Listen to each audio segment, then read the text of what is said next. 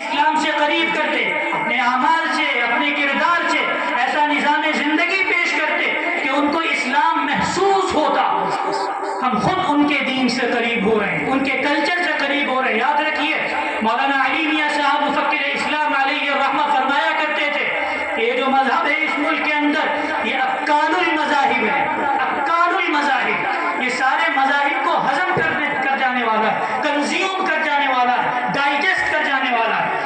اس کے اندر بہت فلیکسیبلٹی ہے، یہ چاہتا ہے کہ سکھ بھی اس میں آ جائیں، بدھسٹ بھی اس میں آ جائیں، جینی بھی اس میں آ جائیں، مسلمان بھی اس میں آ جائے۔ اور ہمارے سادہ لوگ مسلمان یہ سمجھتے ہیں کہ ارے بھائی وہ ہمیں عید کی مبارکباد دے رہے ہیں، ہمارے ہاں سیویاں کھا رہے ہیں، ہم کیوں نہ کھائیں؟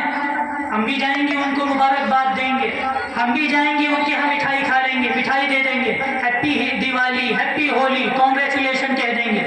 ارے میرے بھائی آپ نے جب یہ اقرار کر لیا کہ آپ کا دین ہی واحد دین ہے جو حق ہے، اس کے علاوہ کوئی دین نہیں ہے، ان الدین عند اللہ الاسلام، کہ بے شک دین اللہ کے نزدیک صرف اور صرف اسلام ہے۔ ہر دور میں یہی دین رہا ہے، حضرت آدم کا بھی یہی دین تھا، حضرت عیسیٰ کا بھی یہی دین تھا، حضرت موسیٰ کا بھی یہی دین تھا، حضرت ابراہیم کا بھی یہی دین تھا، حضرت نوح کا بھی یہی دین تھا، اور ہمارے آخری نبی محمد عربی صلی اللہ علیہ وسلم بھی اسی دین کو لے کر اس دنیا میں تشریف لائے۔ آپ کی شریعت آخری شریعت تھی، لیکن جو اصول توحید کے اور آخرت کے اللہ تعالیٰ نے دیگر انبیاء کو سکھائے وہ آپ کو بھی بتائے اور آپ کو بھی سکھائے۔ تو میرے بھائیوں، سب سے بڑھ کر ہمیں سینسٹیو اس بارے میں ہونا چاہیے توحید کیا چیز ہے۔ ہم اپنے بچوں کو بتائیں کہ ہم ہر چیز میں کمپرومائز کر سکتے ہیں، ہم غیروں کو بھی بتائیں کہ ہم انسانی بنیادوں پر آپ کے ساتھ تعلقات استوار کر سکتے ہیں، ریلیشنز بنا سکتے ہیں، معاملات میں بھی تعلقات بنا سکتے ہیں، لیکن جب دین پر بات آئے گی، عقیدے پر بات آئے گی، توحید پر بات آئے گی، کوئی کمپرومائز نہیں کر سکتے۔ there is absolutely no compromise۔ وہاں پھر ہمارے اختیار میں بات نہیں ہوتی، ہمارے ہاتھوں میں بات نہیں ہوتی، ہم بندے ہیں اللہ کے، اس کے حکم کے بندے ہیں۔ جب اس کا حکم آ جائے، نبی کریم صلی اللہ علیہ وسلم کی تعلیم آ جائے، تو پھر ہماری خواہش، ہماری تمنا یا سوشل نارمز یا کسٹم یا رسم یا رواج یہ کوڑے دان میں ڈال دینا چاہیے۔ کسی چیز کی کوئی حیثیت، کوئی وقت نہیں اللہ کے دین کے سامنے اور حضرت صلی اللہ علیہ وسلم کی تعلیمات کے سامنے۔ تو صاف طور پر میں واضح انداز سے یہ کہنا چاہتا ہوں، اب اگر کاروبار میں اور غیروں کے ساتھ آپ کے روابط ہیں تو ان کے سامنے یہ چیز واضح کر دیں کہ ہم انسانی بنیادوں پر آپ سے رابطہ بھی کریں گے، تعلقات بھی بنائیں گے۔ حضرت صلی اللہ علیہ وسلم کا تو یہ طریقہ تھا کہ نبوت سے پہلے ایک بڑا مشہور واقعہ ہے جس کو سیرت کی کتابوں میں حلف الفضول کے نام سے جانا جاتا ہے۔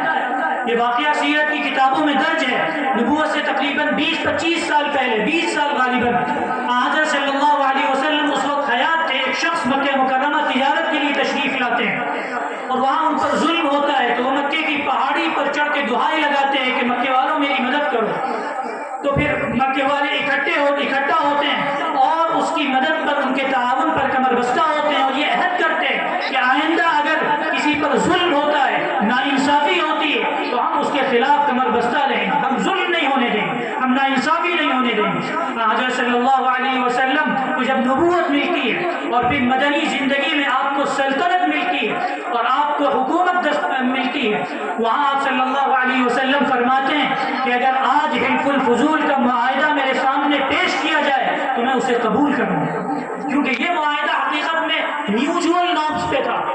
یہ سب مانتے ہیں کہ ظلم غلط ہے، یہ سب مانتے ہیں کہ جھوٹ غلط ہے، یہ سب مانتے ہیں کہ انسانیت انسانوں کی ضرورت ہے، یہ سب مانتے ہیں کہ محبت انسانوں کی ضرورت ہے، یہ سب مانتے ہیں کہ بھائی چارہ انسانوں کی ضرورت ہے، یہ سب مانتے ہیں کہ بردرہوڈ کی ضرورت ہے اس ملک کے اندر، کیونکہ یہ ملک ہمارا ہندو اور مسلمانوں کی یہاں ایک تاریخ رہی ہے، ایک اتہاس رہا ہے کہ ہر دور میں وہ مل جل کر رہے ہیں، لیکن یاد رکھیے ایک کلیئر لائن ہے، ایک ریڈ لائن ہے کہ ایک طرف ہم اخوت کی بنیاد پر، بھائی چارے کی بنیاد پر، انسانی بنیاد پر، ہیومن بیسس پر، مانوتا کے آدھار پر ان کے ساتھ معاملات کر سکتے ہیں، ان کی مدد کر سکتے ہیں، ان کو کھانا کھلائیں، ان کو پانی پلائیں، ان کی خدمت کریں۔ آپ صلی اللہ علیہ وسلم نے فرمایا کہ خیر الناس من ينفع الناس، الناس فأما الزبد فيذهب جفاء وأما ما ينفع الناس فيمكث في الأرض. تو قرآن مجید کا واضح اصول ہے، ایک ڈیوائن رول ہے سروائیول کے لیے، بقا کے لیے. اللہ نے فرمایا کہ جو فیم ہوتا ہے اس کا مقدر زوال اور فنا ہے، لیکن جو چیز لوگوں کو نفع پہنچاتی ہے، بینیفٹ دیتی ہے، وہ اس دنیا میں باقی رہتی ہے. تو ہم لوگوں کے لیے نافع بنے، بینیفیشل بنے، پروڈکٹیو بنے. لیکن جب بات دین پر آئے تو میں بار بار کہتا ہوں کہ کوئی کمپرومائز نہیں ہو سکتا. توحید کے مقابلے میں کوئی کمپرومائز نہیں ہو سکتا. ہم شرک یا مظاہر شرک یعنی شرک کے کسی بھی طرح کے مینیفیسٹیشنز میں شریک نہیں ہو سکتے، کسی بھی طرح کی علامتی شرک میں شریک نہیں ہو سکتے، سمبولیکل شرک میں شریک نہیں ہو سکتے. نہ ہم ہولی کی مبارکباد دے سکتے ہیں، نہ دیوالی کی مبارکباد دے سکتے ہیں، نہ اور کسی تہوار کی، رکشا بندھن کی مبارکباد دے سکتے ہیں. اور پھر یہ ایک بہت علمیہ کی بات ہے کہ ایک تو گناہ انسان گھر میں کرتا ہے. ہمارا نوجوان طبقہ وہ سوشل میڈیا پر لکھ کر ڈالتا ہے، سوشل میڈیا پہ پوسٹ آتی ہے ہیپی دیوالی. یاد رکھیے اللہ کے نبی صلی اللہ علیہ وسلم نے فرمایا کہ ہر چیز کی مغفرت ہو سکتی ہے، اللہ تعالیٰ ہر شخص کو معاف کر سکتا ہے الا المجاہرین، سوائے ان لوگوں کے جو علی الاعلان جرم کرتے ہیں، علی الاعلان گناہ کرتے ہیں. اور گناہوں میں سب سے بڑا شرک ہے. شرک سے بڑا کون سا گناہ ہے؟ اور ہم سب سے زیادہ عدم حساسیت اور انسینسٹیویٹی کا شکار شرک کے بارے میں. ان الشرک لظلم عظیم ان اللہ لا یغفر ان یشرک بہ ویغفر ما دون ذلک لمن یشاء. بے شک شرک اللہ کے نزدیک سب سے بڑا گناہ ہے، the greatest sin، کہ جس سے بڑا کوئی گناہ نہیں. اور اللہ نے واضح انداز سے فرمایا کہ اللہ تعالیٰ شرک کی مغفرت نہیں کرتا، شرک کو معاف نہیں کر سکتا، اور شرک کرنے والوں کو معاف نہیں کر سکتا، اس کے علاوہ ہر چیز کو معاف کر سکتا ہے.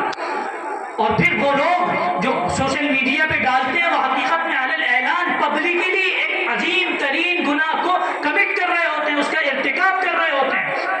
گناہ خود برباد ہوتے ہیں بلکہ دوسروں کو برباد کرتے ہیں اور ورغلاتے ہیں کہ تم بھی یہ کرو. تو بہت ڈرنے کا مقام ہے. ہمارے واضح اصول توحید کے، رسالت کے، آخرت کے ہماری کتابوں میں ہمارے سامنے، واضح انداز میں ہمارے سامنے، ہم اس پر کمپرومائز نہیں کر سکتے میرے بھائی. تو دو تین باتیں میں نے کہی ابتدا میں. تو یہ کہ حضرت صلی اللہ علیہ وسلم کی محبت ہمارے دلوں میں پیوست ہونی چاہیے. ایسی محبت کہ جیسی محبت ہم کسی فرد سے نہ کریں، نہ اپنے ماں باپ سے کریں، نہ آل اولاد سے کریں، نہ بھائی بہنوں سے کریں، نہ بیوی شوہر سے کریں، نہ شوہر بیوی سے کریں. کسی کی محبت بھی حضرت صلی اللہ علیہ وسلم کی محبت پر غالب نہیں آنی چاہیے. آپ صلی اللہ علیہ وسلم کی محبت وہ واحد محبت ہے جو ڈومینیٹنگ ہونی چاہیے، ہر محبت پہ غالب ہو، ہر محبت پہ حاوی ہو. کہ جب دو محبتوں کا ٹکراؤ ہو تو حضرت صلی اللہ علیہ وسلم کی محبت غالب آ جائے اور دوسری محبت پر سے پشت ڈال دی جائے. تو سب سے پہلی چیز. اور دوسری چیز، اس محبت کا اظہار کس طرح ہو؟ اس محبت کا اظہار ہم اپنے اعمال سے کریں. اگر ہم محبت کا دعویٰ کریں، اپنے ماں باپ سے کہیں ہمیں آپ سے بہت محبت ہے، لیکن ماں باپ کہیں بیٹا یہ کام نہ کرو، ہم وہی کام کریں.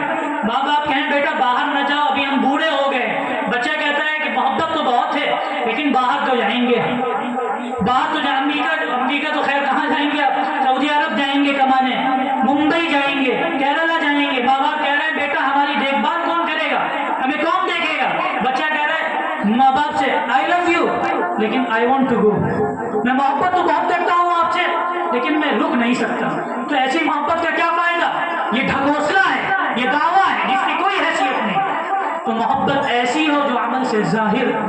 حضرت صلی اللہ علیہ وسلم سے اگر ہمیں محبت کا دعویٰ ہو تو ہم اپنے اعمال سے، اپنے کردار سے اس محبت کو محسوس کرائیں، غیر محسوس کریں اس محبت کو، اور ان کو اندازہ ہو کہ یہ مختلف انسان ہے، ہی از ڈفرینٹ، یہ ہماری طرح نہیں ہے.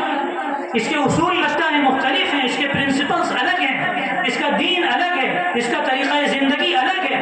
یہ جھوٹ نہیں بولتا، یہ امانت داری سے کام لیتا ہے، یہ چغلی نہیں کرتا، یہ غصہ نہیں کرتا، یہ ظلم نہیں کرتا. یہ کتنا صاف ستھرا ہے.